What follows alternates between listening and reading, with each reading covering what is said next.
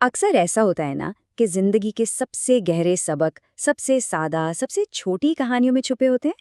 आज हम उर्दू की एक किताब से दो ऐसी ही कहानियां निकाल कर लाए हैं जो हमें हिम्मत और खौफ के बिल्कुल अलग अलग मतलब सिखाएंगी। जरा इस तस्वीर को देखिए। तूफानी लहरों के बीच में एक मछेरा अपनी कश्ती संभाल रहा है। ये मंजर देखने में जितना जबरदस्त है ना, उतना ही एक सवाल भी पैदा करता है कि भाई असल हिम्मत, सच्ची बहादुरी होती क्या है। तो आगे हम क्या करने वाले हैं? सबसे पहले देखेंगे कि ये कहानियां इतनी खास क्यों हैं। फिर हम मांची के हौसले और घोड़े के डर की दुनिया में जाएंगे। उसके बाद इन दोनों कहानियों से मिलने वाले सबक पर बात करेंगे और आखिर में समझेंगे कि ये पुरानी कहानियां आज भी हमारे लिए इतनी मायने क्यों रखती हैं। चले शुरू करते हैं। ये कहानियां बज़ाहिर बहुत सादा लगती हैं, लेकिन ये सिर्फ बच्चों के लिए नहीं है। सच पूछें तो इनमें इंसानी फितरत के वो गहरे राज छुपे हैं जो हर जमाने और हर उम्र के इंसान के काम आते हैं। हमारी पहली कहानी एक ऐसे माछी यानी मछेरे की है जिसकी जिंदगी का हर दिन सच्चे खतरों और असली चैलेंजेस का सामना करते हुए गुजरता है। नज़्म शुरू ही इन लफ्ज़ों से होती है, अपनी नाव बढ़ा ले माछी, उठती गिरती लहरों पर तो। ये सिर्फ शेर नहीं है, बल्कि उसकी हिम्मत का ऐलान है कि चाहे कुछ भी हो जाए, तूफान आए या लहरें उठे, वो आगे बढ़ता रहेगा। और फिर आती है वो लाइन जो इस पूरी कहानी का दिल है, खतरों ने पाला है तुझको, खतरों से क्या डरना। यानी उसकी बहादुरी कोई एक दिन का काम नहीं, बल्कि ये उसकी जिंदगी भर की ट्रेनिंग का नतीजा है। उसके लिए खतरा कोई दुश्मन नहीं, बल्कि एक उस्ताद है जिसने उसे इतना मजबूत बनाया है। तो बात ये हुई कि माछी की हिम्मत की वजह एक हकीकी सामने नजर आने वाला खतरा है, समंदर और उसकी लहरें। इसका डर भी असली है और इस असली डर पर काबू पाने वाली हिम्मत भी बिल्कुल असली है। अच्छा, अब चलते हैं दूसरी कहानी की तरफ। यहाँ मामला बिल्कुल उलट है। यहाँ दुश्मन बाहर नहीं बल्कि अंदर है।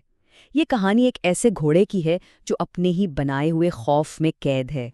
कहानी शुरू होती है एक बड़े अजीब घोड़े के जिक्र से, जो किसी शेर चीते से नहीं बल्कि अपने ही साये से बार बार डर कर बदक जाता है। यहीं से अंदाजा हो जाता है कि इस कहानी का खतरा बाहर की दुनिया में नहीं बल्कि जहन के अंदर है। घोड़े का मालिक उसे समझाने की बहुत कोशिश करता है, यहाँ तक कि उसे गुस्से में अहमक भी कहता है। वो उसे बताता है कि अरे भाई, जिस चीज़ से डर रहे हो वो कोई बला नहीं, वो तो तुम्हारा अपना ही साया है।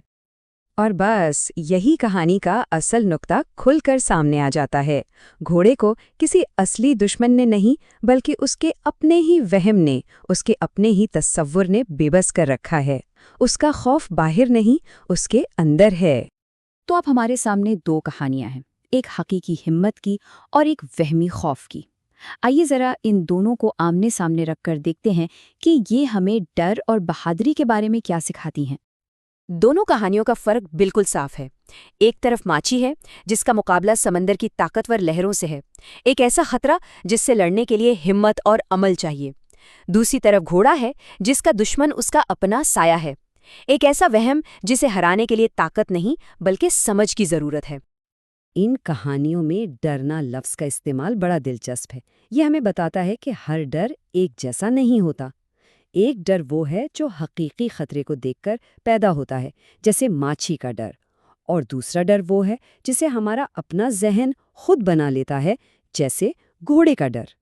लेकिन सवाल ये पैदा होता है कि इन पुरानी बच्चों की कहानियों का हमारी आज की जिंदगी से क्या ताल्लुक है?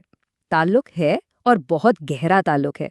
ये कहानियां हमें अपने अंदर और बाहर की लड़ाइयों को पहचानने में मदद देती हैं। तो आखिर में हमने इन कहानियों से क्या सीखा?